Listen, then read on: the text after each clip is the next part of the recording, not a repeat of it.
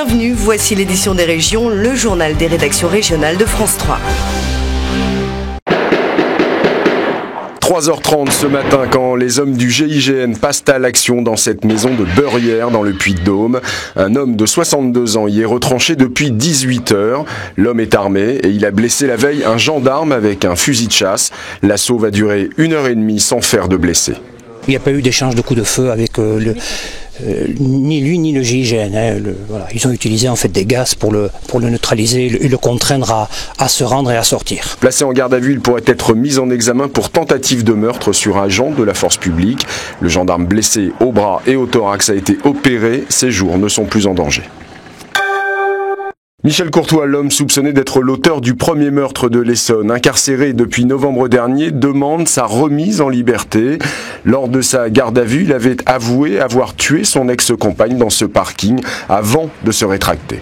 Les aveux qu'il a faits n'étaient pas des aveux circonstanciés et il indique qu'il a été amené à faire les aveux sous la contrainte des enquêteurs.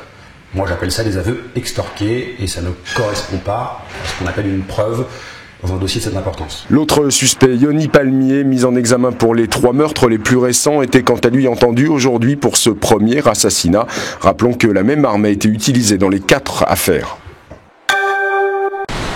Cette image sur le littoral atlantique, balayée depuis plusieurs jours par de forts vents, les 4 bouées qui marquent l'entrée de l'estuaire de la Gironde ont été emportées dans des creux de 10 mètres. L'une d'elles s'est échouée sur une plage de Royan. Royan déserté par les vacanciers comme de nombreuses stations balnéaires. Un temps de chien qui n'influe pas seulement sur notre morale, mais aussi sur notre facture énergétique. Les radiateurs ont repris du service et beaucoup de gens s'inquiètent pour leur budget. Ça vous fera 1948 pour une livraison mercredi. 3 mois que le standard téléphonique est pris d'assaut. Au bout du fil, des clients à la recherche de fioul. Les températures n'ont jamais été aussi basses pour un mois d'avril. Alors, impossible de se passer de la chaudière. Si j'arrête tout, ça va pas tomber à 5-6 degrés tout de suite, mais petit à petit, ça va tomber à 10-12 degrés, ça c'est sûr. Autant dire que la facture sera salée à la fin du mois, tout comme dans cet immeuble où le chauffage restera allumé aussi longtemps que nécessaire. Car ici, les résidents sont des personnes âgées. Elles bougent pas beaucoup, elles n'ont pas beaucoup d'activité, elles sortent pas. Donc oui, c'est important, le chauffage. Oui. C'est pour ça qu'on éteint si tard. Électricité, gaz, fioul, les tarifs s'envolent, raison pour laquelle le patron de ce garage préfère limiter le chauffage. Il faut dire que ses factures ont augmenté de 30%. C'est une cuve qui est enterrée, qu'on remplit régulièrement. Donc je vous dis, elle fait 1300 litres et 15 jours, 3 semaines, il faut qu'on la remplisse. Tout le monde est pris de court, y compris les professionnels du pétrole, dont l'activité n'a jamais été aussi florissante pour un mois d'avril. Il est clair que ce mois d'avril 2012 sera supérieur en vente et en sortie que le mois d'avril 2011, puisqu'au mois d'avril 2011, il faisait plus de 20 degrés. Pour les bains de soleil en terrasse, il faudra attendre car Météo France n'annonce rien de bon. Décidément, quel temps de chien.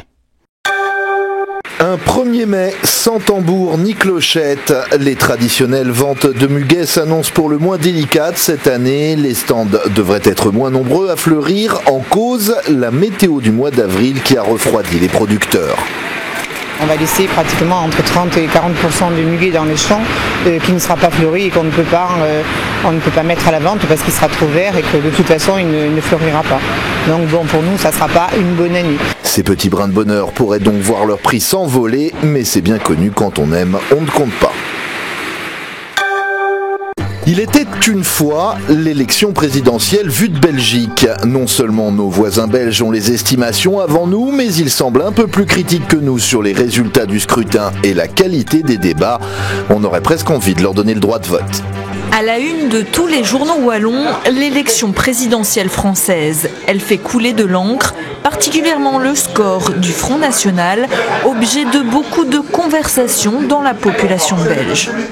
Un peu plus français. Et les résultats du premier tour? Marine Le Pen, c'est un avertissement, moi je dis. Je suis un peu déçu. C'est alarmant quoi. Penser que 20% des Français ont voté pour le Front National, c'est quand même... je sais pas, c'est choquant. Si les Belges réagissent autant, c'est qu'ils s'intéressent, voire se passionnent pour ce scrutin de leurs voisins. c'est toujours plus intéressant que les élections belges, ça m'a l'air plus transparent, voilà, tout simplement. Moi, ça m'a toujours intéressé, mais disons, celle-ci, elle n'est pas fort intéressante au point de vue contenu. Ils chamaillent, c'est pas fort intéressant, mais enfin, c'est prenant parce que c'est mieux ça qu'un match de football. Allez. Dans cette station de radio de la RTBF, les équipes ont été très mobilisées pour l'élection française. Ce journaliste a même été dépêché à Hénin-Beaumont. Sa candidate Marine Le Pen. Lui pense que cet attrait des Belges tient à la proximité géographique, mais pas seulement. On n'a pas de président de la République, donc on a un roi, on a des élections aussi législatives, mais qui n'ont pas de caractère aussi spectaculaire. J'ai l'impression que ça peut donner en France. C'est très people, il y a un phénomène de peopleisation en France. Voilà, c'est des figures qu'on voit, c'est très médiatisé. Au deuxième tour encore, les médias belges comptent bien inonder d'informations leur public et même les internautes français puisqu'ils ont le droit de donner des estimations bien avant 20h. En plein débat sur l'immigration, la mobilisation autour d'un enfant kosovar. Sa famille a été expulsée alors que ce garçon de 11 ans, qui est hémiplégique, devait être opéré au CHU de Reims. À Châlons-en-Champagne, parents d'élèves et enseignants de l'école où il était scolarisé se mobilisent. Ils ont affiché leur tristesse sur les grilles de l'école. Ces élèves de Châlons-en-Champagne ont perdu 2 de leurs camarades. Blendy et Blendon, 2 jumeaux kosovars de 11 ans, ont été expulsés il y a 3 mois. Ils vivaient ici sans papier depuis presque 1 an. Je suis à descendre pour eux parce qu'ils me manquent beaucoup, c'est mes amis. L'expulsion est évidemment traumatisante parce que ça fait 2 chaises vides et que les enfants régulièrement continuent à converser avec eux par l'intermédiaire des réseaux sociaux, MSN, Facebook. Les jumeaux, les voici, filmés ici de retour chez eux au Kosovo. La famille a peu d'espoir de revenir vivre un jour en France. L'urgence, c'est l'état de santé de Blendon. Paralysé d'un côté du corps depuis sa naissance, le garçon devait se faire opérer à Reims quelques jours avant son expulsion. Quand ils nous ont arrêtés, j'ai demandé au traducteur de raconter l'histoire de Blendon. Mais ils ont dit « on ne peut rien, on exécute un ordre ». La mère des jumeaux montre alors aux policiers le rendez-vous pris à l'hôpital pour l'opération de Blendon. Une opération impossible au Kosovo par manque de moyens médicaux, mais rien n'y fait. Une situation qui révolte cette militante pour le réseau Éducation sans frontières. Elle a aidé la famille jusqu'à leur expulsion et connaît bien Blendon. Là, voilà, c'est là, on voit. Hein, son pied ne touche pas. Là, c'est flagrant que son pied se soulève de plus en plus. Donc son état s'empire, ça c'est sûr. Seule l'opération planifiée à Reims permettrait au garçon de ne pas perdre totalement l'usage de sa jambe et de son bras droit. La dernière demande de visa médical de la famille a pourtant été refusée par les autorités françaises. Il y a eu un premier éboulement de l'autre côté, un gros rocher qui est tombé contre la maison. Et il y a eu un deuxième éboulement beaucoup plus important, comme on voit là, qui est tombé contre la maison, quoi. Une belle frayeur pour cette famille de Varèse, près de Brive-la-Gaillarde. Une partie de la colline s'est effondrée sur leur maison, sans doute une conséquence des fortes pluies. Ils demandent à la préfecture la reconnaissance de l'état de catastrophe naturelle pour être indemnisés. Tout le monde en fait se rejette la balle un petit peu parce que nous on aimerait bien avoir de l'aide parce que dans le sens où on est dans un endroit qui est dangereux, ça risque à tout moment de s'ébouler. Une famille d'autant plus inquiète car la pluie devrait persister encore plusieurs jours.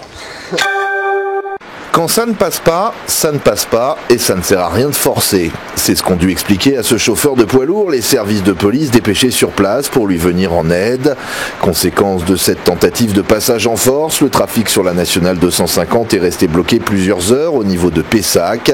Et ce n'est pas la première fois que ce type de mésaventure se produit en dépit des avertissements et de la signalisation. Cette polémique à La Rochelle en raison d'une grève des éboueurs qui dure depuis 10 jours maintenant.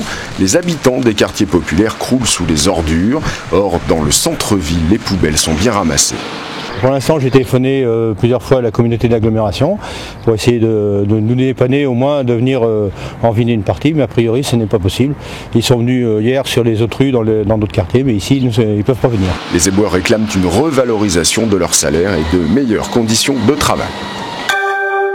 Nous avons Verdun, le chemin des dames et la bataille de la Marne. Pour les Néo-Zélandais, les Australiens et les Français du Pacifique, il y a l'Anzac Day. Chaque 25 avril, ils commémorent l'une des plus sanglantes batailles de la Première Guerre mondiale, le débarquement de Gallipoli qui fit plus de 8000 morts dans leur rang. Ces combattants venus des antipodes sont également tombés sur le sol français lors de la bataille de la Somme et durant celle d'Arras. Des célébrations y étaient donc organisées. Nous sommes très reconnaissants envers la communauté française et surtout les villes de Bullecourt et Villers-Bretonneux, les communes alentours, pour l'amour témoigné par leurs habitants et le travail de mémoire effectué depuis toutes ces années concernant le sacrifice de ces Australiens. Preuve de l'intérêt porté à ces héros venus du bout du monde, cette collection de clichés réalisée par un couple d'agriculteurs de la Somme. Canaille, bravache, rêveurs, le temps d'une pause, ils ont oublié la guerre et présenté leur meilleur profil à Louis et Antoinette Thuillier. De 1915 à 1920, ces deux paysans devenus photographes ont accumulé les clichés. Ces 4000 plaques surgies du passé ont provoqué un choc en Australie. Les téléspectateurs se sont passionnés pour ces soldats perdus. Deux Français merveilleux, Antoinette et Louis, ont pris ces photos. Pour les Australiens, il s'agit de la plus belle collection de photos réalisées sur le front ouest pendant la Première Guerre. Il n'y a aucun doute là-dessus. La ferme d'Antoinette et Louis a peu changé depuis la Première Guerre. Louis a initié sa femme à la photo et celle-ci a pris le relais face aux soldats. Un décor déroulé dans la cour et le tour était joué. Elle avait son appareil photo là, avec la lumière du jour, et elle faisait les photos. Voilà. Toutes les photos se sont passées ici.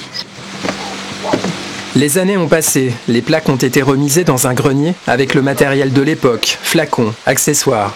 C'est là que Laurent Mirouz les a dénichées en 2011. L'opiniâtre historien était accompagné d'une équipe de la télé australienne. Leur patron achète la collection et en fait don à son pays. Par la magie d'Internet, les clichés restaurés sont renvoyés aux Français. Il raconte aussi l'histoire de Vignacourt et de ses habitants. Il y a quand même quelques photos qui sont dans les greniers de Vignacourt, hein, qui ont été tirées à l'époque, et je connaissais cette photo. Donc quand je suis tombée dessus, tout de suite je l'ai reconnue. Ma grand-mère est sur les genoux de mon arrière-grand-mère.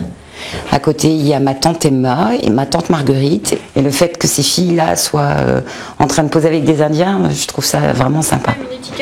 Ces photos sont exposées pour l'Anzac Day. Les jeunes de la commune contribuent à leur mise en valeur. Des textes racontent l'histoire des soldats qui ont été identifiés, ces soldats dont l'attitude les a émus.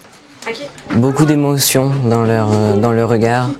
Le fait que ce soit pris par, je pense, par une dame fait qu'ils soient plus décontractés et les Australiens sont plus décontractés aussi. Des photos sont posées dans Vignacourt, à l'endroit même où elles ont été prises. La municipalité veut aller plus loin avec un musée. Une belle manière de célébrer ces nouvelles noces entre la France et l'Australie. Nous avons Verdun, la bataille de la Marne et le chemin des dames. Pour les anglo-saxons et les Français du Pacifique, il y a l'Anzac Day, la commémoration chaque 25 avril d'une des batailles les plus meurtrières de la Première Guerre mondiale. Un conflit sanglant qui a profondément marqué la culture anglo-saxonne et notamment sa musique. Les riffs de guitare crépitent, comme les balles tirées par des mitrailleuses. La chanson s'appelle One, titre phare de Metallica, acheté par 12 millions de fans. Les plus grands groupes de hard rock ont plongé dans la boue des tranchées et raconté la guerre, cette expérience ultime. Le métal est une musique qui cherche à susciter des émotions fortes et en plus de cela qui s'interroge très profondément sur la nature de l'homme et sur les conséquences de ses actions. Donc la violence, mais aussi la souffrance, sont des termes qui sont inhérents pour repousser les limites de notre humanité. Et donc il était tout naturel que la guerre soit un thème abordé. One est sorti en 1988. Jusque-là, Metallica avait toujours refusé de jouer dans un vidéoclip. Cette première expérience combine des images du groupe et du film Johnny s'en va en guerre, histoire d'un soldat mutilé, cloué sur un lit d'hôpital.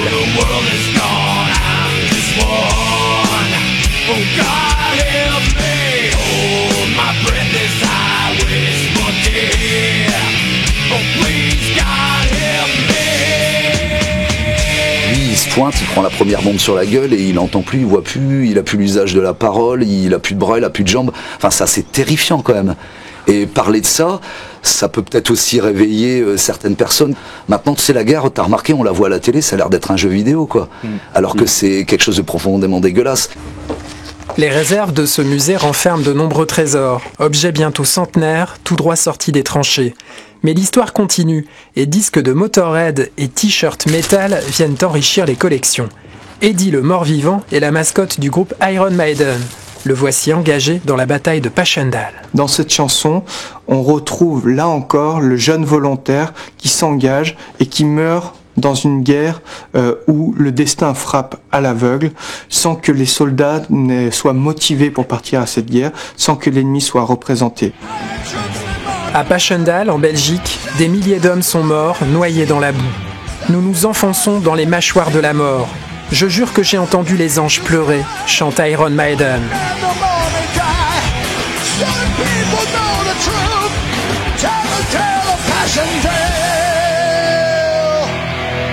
Cette bataille représente pour les Britanniques l'absurdité de la Première Guerre mondiale où des millions de soldats combattent pour gagner quelques centimètres de terrain.